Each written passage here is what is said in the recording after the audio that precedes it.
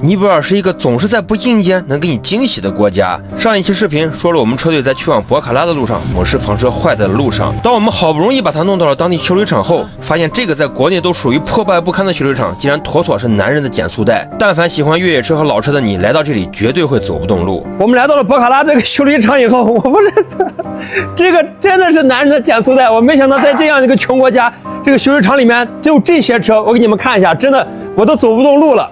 就这个车。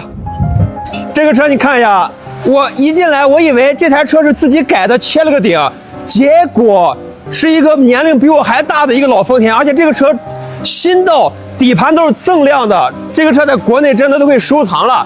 然后这面一个30的2门的，这个太帅了，哎呀，这个是我一直想买的一款车，在国内基本上你没有手续。然后我们再往这边走，这面有一台吉姆尼啊，咱们玩吉姆尼的朋友们，你们能不能告诉我这是第几代吉姆尼？我在国内真没见过，阿尔卑斯窗高低顶，前后都是钢板，哇塞，这还有一个吉姆尼的车架子，打散了再翻新，这个真的太神奇了。这个修理厂这面是一台陆巡，这个国内也非常常见，但是在这儿也不一般，它是一台 LC105，就是它其实是前后硬桥的，国内也很少见了。然后这个车是一个老的途乐，这个就不说了。然后我们的猛士啊，然后这面是当地的一个救护车，这个是博卡拉最大的一个修理厂啊，很多政府车辆也在这面维修。然后这面是一个老的福特，这个福特我都不知道啥名字，没见过。这块有个这个车我都没见过这个标，我也不知道是啥车。然后这个我认识，好像是吉利的自由舰啊，已经报废了。这面这些老车啊，什么尼桑的皮卡呀，什么海拉克斯呀。那面是一个印度的塔塔，然后还有狠货，咱们往这面看，这面师傅正在修整这个吉姆尼的车壳子啊，因为这个车都几十年了，锈透了，然后就让手搓。然后我们再往这面走，这是一台狠货，路虎卫士的皮卡，还是4门的。这台车后面我们着重介绍啊。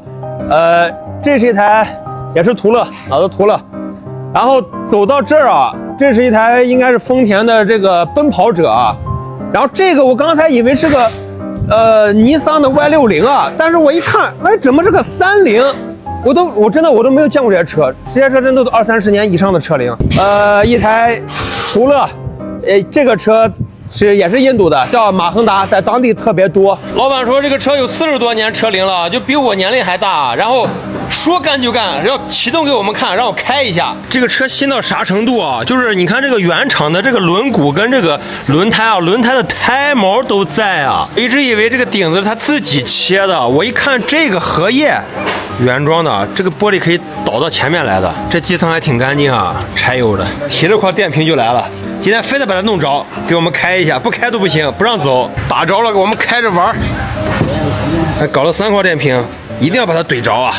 让我们感受一下这个40多年的老车。哇、哦，着了！听着柴油机的声音，我勒个去！40多年的老车一把就着了。你看这老板多细心啊，让我们开着玩一下，他还给我把座椅擦得干干净净的让我开。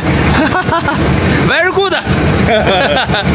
这台车有个细节啊，这个车门上压根就没有玻璃，看到没？它就一个门，然后加敞篷，一个斗，就是这样的。这面人太热情了，就这老古董啊，老板说你随便开啊。第一个它是右舵的，我没有开过；第二个这个车真的年龄比我还大。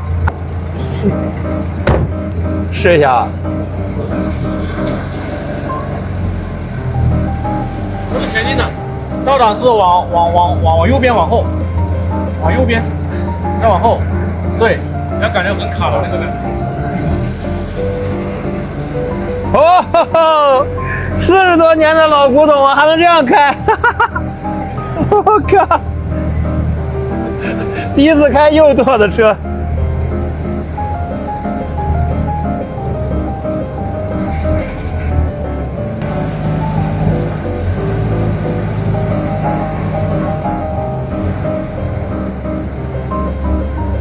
哇塞，知足了啊！能开到这么经典的、这么年龄这么大的老车，而且还是个右舵的，这我人生中第一次，太开心了。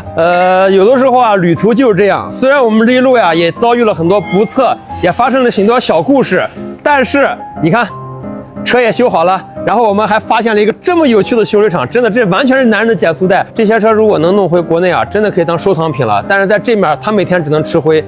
这个尼泊尔这个国家真的非常的神奇。